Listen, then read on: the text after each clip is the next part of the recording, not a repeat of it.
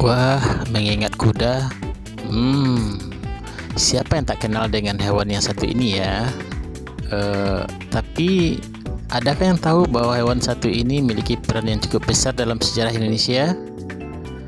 Hmm, Kuda sejak zaman dulu memang sangat dekat dengan sebagian penduduk Indonesia. Keberadaannya bukan saja pada zaman kolonial, melainkan jauh sebelum itu. Kuda sudah digunakan sejak zaman kerajaan kuno Indonesia dulu loh. Atau mungkin jauh sebelum kerajaan itu ada. Apakah ada yang pernah menonton film kerajaan-kerajaan tempo dulu? Ya, seperti Saur Sepuh, Tutur Tinular, Kerajaan Majapahit, dan sebagainya. Kuda menjadi salah satu sarana yang digunakan prajurit di saat berperang. Mengapa harus memilih kuda ya? Mungkin alasannya selain kuda memiliki ketahanan secara fisik, juga karena kuda mampu bergerak dalam waktu yang relatif sangat cepat. Maklum, kuda larinya sangat kencang dibandingkan dengan kerbau ataupun lembu. Pada zaman pemerintahan kolonial, kuda juga digunakan salah satunya sebagai sarana untuk berperang. Ya, mirip-mirip seperti zaman kerajaan kuno tadi itu. Masih ingatkah dengan Pangeran Diponegoro yang berkuda dalam film Goa Selorong? Akan tetapi, kuda tidak saja digunakan untuk berperang pada masa silam itu. Kuda pada zaman kolonial juga sering dijadikan alat transportasi untuk melihat perkebunan secara lebih dekat oleh para pejabat-pejabat kolonial.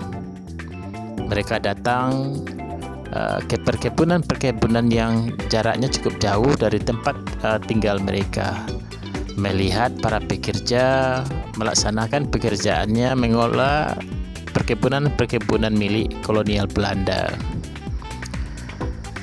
Para pejabat Belanda dengan menunggangi kuda berjalan terus mengelilingi kebun dan melihat secara dekat para pekerja-pekerjanya itu, lantas memberikan petunjuk kalau itu memang dibutuhkan atau menegur kalau memang itu harus menegur. Ada kalanya juga kuda ditunggangi untuk menemui para pembesar-pembesar pribumi, seperti ada Pangrepraja, Wedana, Demang, dan pejabat-pejabat pribumi yang diangkat oleh pemerintah kolonial. Oleh sebagian warga Belanda, terutama kaum perempuannya, dengan menggunakan kuda, mereka pergi bertamasya ke berbagai tempat di sekitar tempat tinggalnya. Apakah ke pantai ataupun ke tempat-tempat keramaian-keramaian yang lain. Kadang mereka pergi ke pasar menaiki andong atau dokar yang ditarik oleh kuda. Tentu kusirnya adalah orang-orang pribumi tentunya pada umumnya. Bagi para pejabat Belanda atau orang-orang kaya Belanda untuk mengurusi kuda mereka, maka diambilnya lah kaum pribumi sebagai pekerjaannya. Tugas kaum pribumi itu ya selain mengurusi kuda, menjalankan kuda atau mengendarai kuda, juga adalah menyediakan makanannya, kemudian membersihkan kuda dan melatih kuda itu menjadi lebih terampil. Tentu untuk mengelola beberapa ekor kuda tidak hanya satu orang. Ada kalanya kadang-kadang satu orang pejabat Belanda itu atau orang kaya Belanda itu memiliki lebih dari 100 orang pembantu-pembantunya. Sebagiannya adalah mengurusi kuda-kuda milik pembesar Belanda tersebut. Kuda-kuda tersebut kadang-kadang dibawa juga dalam perlombaan-perlombaan seperti pacuan kuda ataupun lomba ketangkasan kuda. Hasilnya, bagi kuda yang menang, maka harga jualnya akan jauh lebih tinggi dari sebelumnya. Dan ini tentu merupakan gengsi sendiri bagi para pejabat Belanda kalau seandainya mereka memiliki kuda yang sangat bagus dan mereka dipandang lebih tinggi lagi oleh para pejabat yang lain. Bagi kaum pribumi, terutama para pejabat kerajaan atau wedana, pangreh ataupun demang dan lain-lain yang tuju Belanda itu, memiliki kuda merupakan sebuah gengsi pula. Ini berarti bahwa pemilik kuda, apalagi kuda yang nilai jualnya tinggi, maka martabat mereka juga dipandang tinggi oleh sesamanya. Oleh karena itu, para pangeran kerajaan, bagi mereka kuda sering digunakan dalam upacara-upacara. Bagi masyarakat sendiri, kuda sering digunakan sebagai alat transportasi, mengangkut barang-barang dari satu tempat ke tempat lain. Sebagian lagi memanfaatkan kuda untuk mengangkut penumpang ke pasar atau sebaliknya. Asiknya naik kuda.